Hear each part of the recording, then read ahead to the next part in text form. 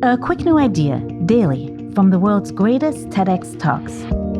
I'm your host, Atossa Leoni, and this is TEDx Shorts.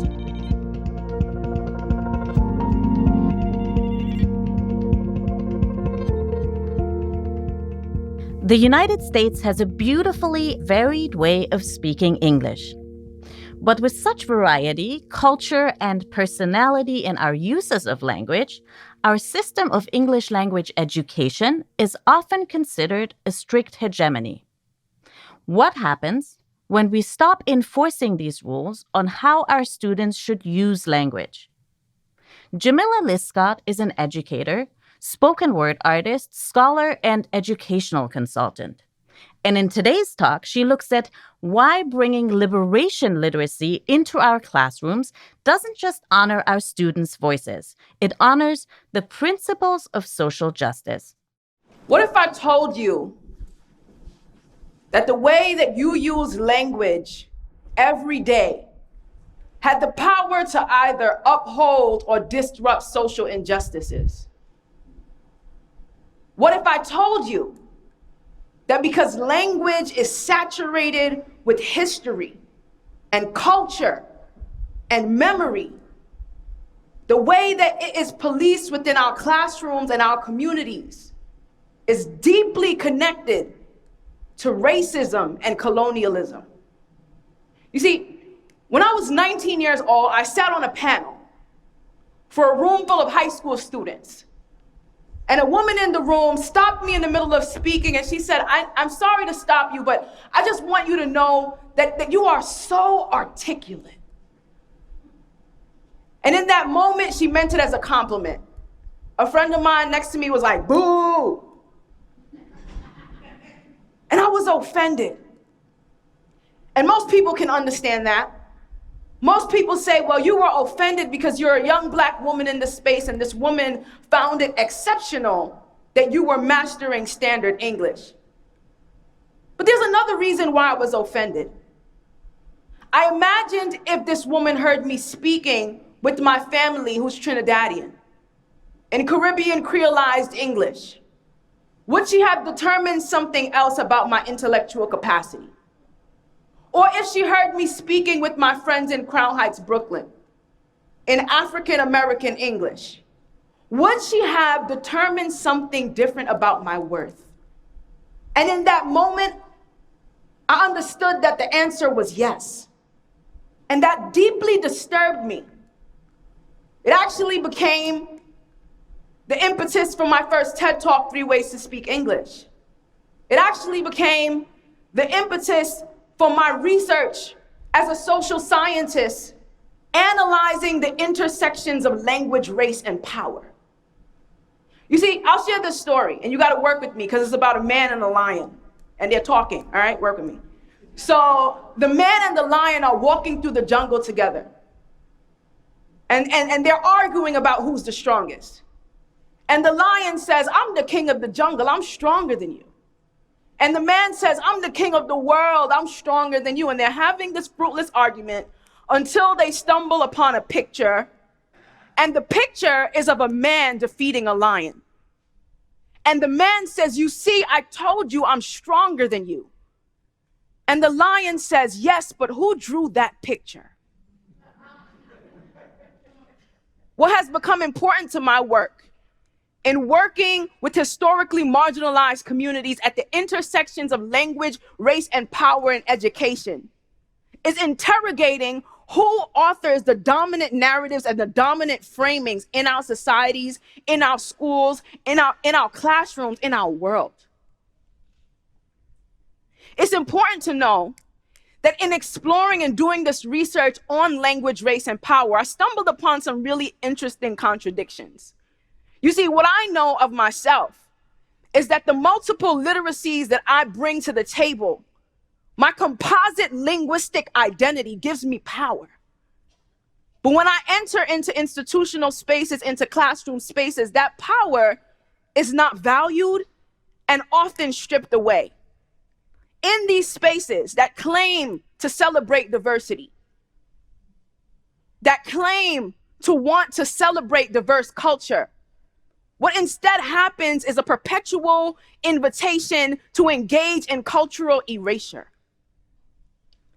But I found some contradictions in exploring these questions both contextually and historically, right? So in the social context of now, one of the contradictions I found was with the McDonald's slogan. Who knows that McDonald's slogan? I'm loving it, right? I'm loving it. We know that. What I found in my research is that this slogan is participating in a feature of African American English called consonant variation, the dropping of the letter G. This very statement, I'm loving it, this very feature, this consonant variation is something that would be corrected within a classroom space if I were to write it on my paper. Yet this billion-dollar corporation is able to utilize this linguistic practice for mass appeal and to capitalize on this cultural form of expression. These features that have been asserted and designated and researched by linguists for years have been established as features of African American English that directly connect to the West African languages that they are historically rooted in.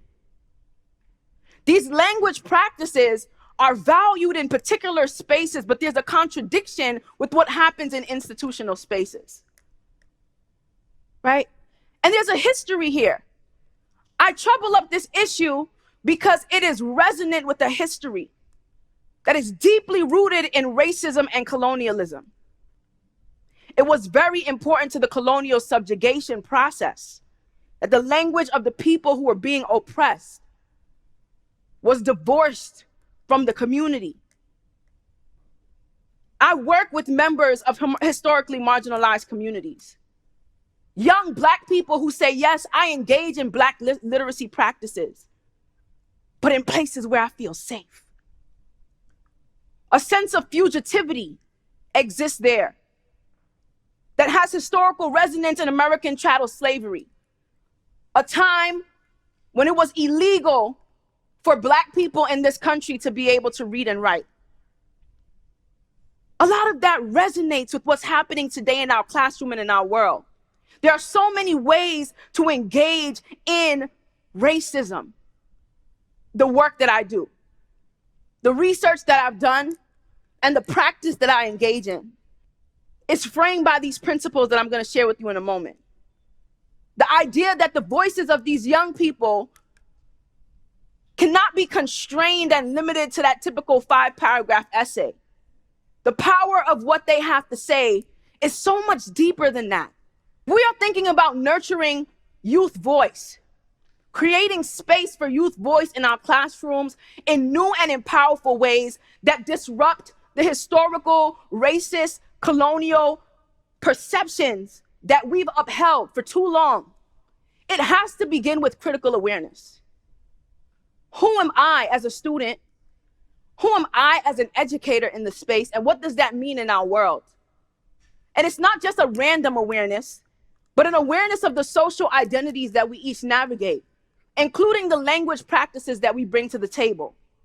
So that I get to say, well, actually, I speak African American English, I speak Caribbean Creolized English. There are multiple ways that I understand and articulate and name the world around me. Thinking about who you are and what your linguistic repertoire consists of.